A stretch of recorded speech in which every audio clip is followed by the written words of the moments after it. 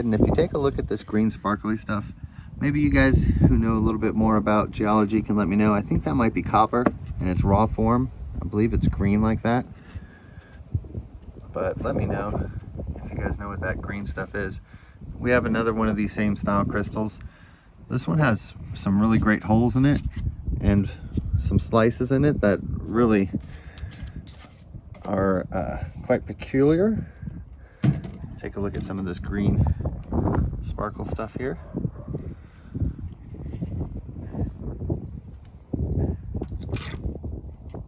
Oh, careful not to. It is a beautiful stone for sure, this large crystal here.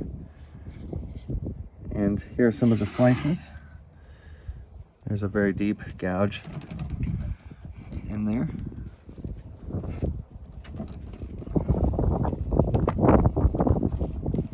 And you can see these little eye gouges here for these portraits.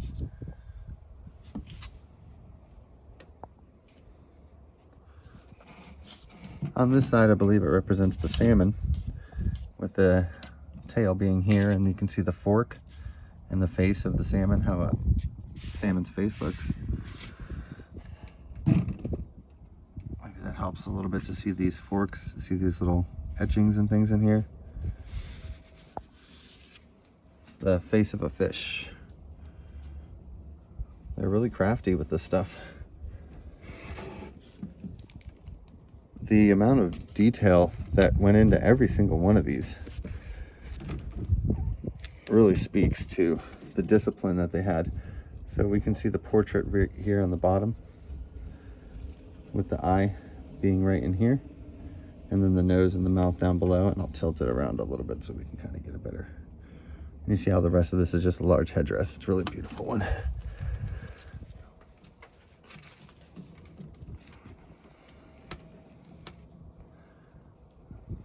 You can see these large crystals up here, they're going to represent third eyes. So as we tilt it, you can see how that kind of turns into a large eye with the pupil of it being right there. Uh-oh, stepping in an ant pile. All right, let's take a look at a few more here as I get the rest of these ants off of me.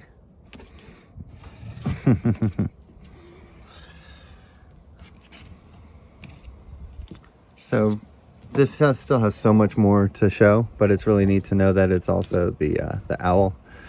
So I really like that. But I'd like to take a better look at this too. There's these little holes everywhere. There's portraits. You can see how the nose and the lips open it right here. And there's little eyes. Some of them are painted in. Incredible.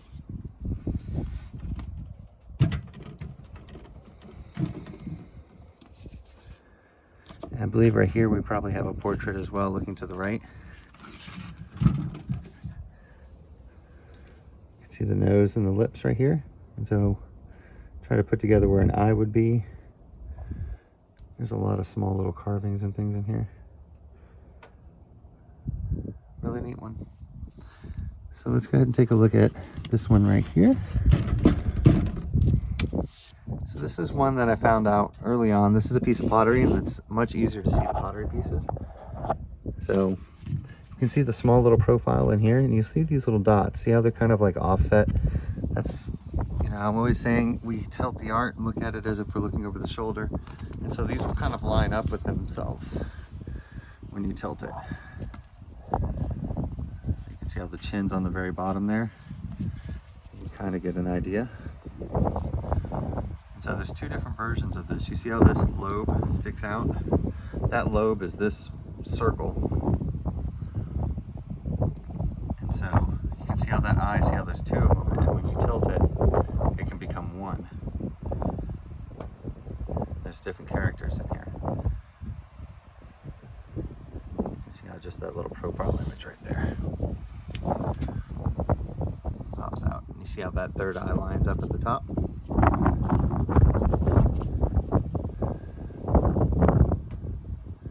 And we'll go ahead and take a look at it from different angles as well. So to the right, there's also another portrait.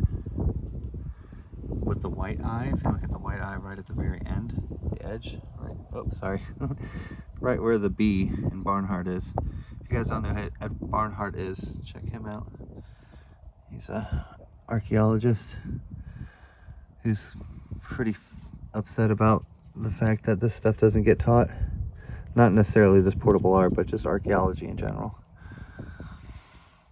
Anyway, there's a really neat, this is a cement style piece of pottery. You can't really wash these, they fall apart. If you do, you can see how it glitters, it's all the same consistency. And this is all paint right here. Here's another version of kind of the same motif here. So take a look at this if you can. I'm not sure exactly the way that the face goes, but you can see all the little carvings and things in there. Let's go ahead and flip it around and we'll explore it some. You know, different shadows and in different lights. I'm gonna pop out different ones, but you see all these little etchings and markings on here. This is like a book.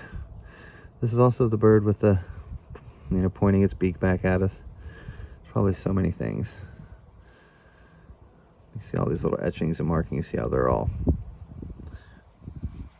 it's going to be all pictograms and pictures in these.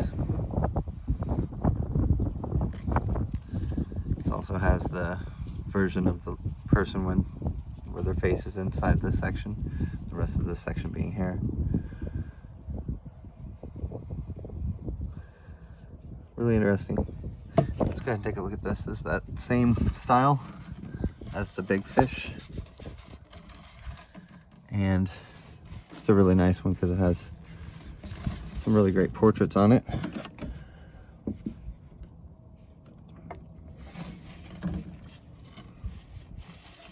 But it's another good example of some of that green sparkly stuff that's stuck into this quartz. This also has some kind of other packed material in it, but look at all this green in here. It's really beautiful. Really beautiful stuff. This is probably the remains of the clay pack. All these were preserved in clay, packed in clay.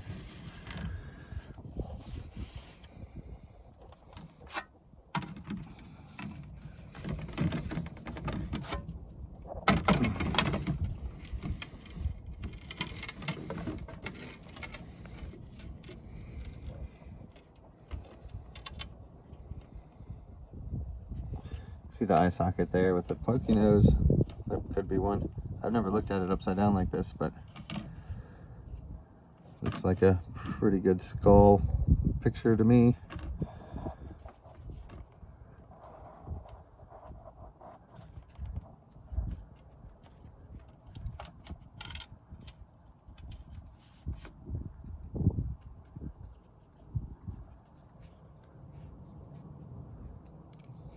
Pretty neat, pretty neat. Very cool. Awesome. Well, thanks for joining me for this one, guys. We'll take a look at some of these a little bit later whenever I get my camera set up to where I don't have to, I can use both my hands. It'll make it a little bit easier for these larger pieces. But we have some more to go through in these large pieces, so we'll check some more out later on. Have a great one. Bye-bye.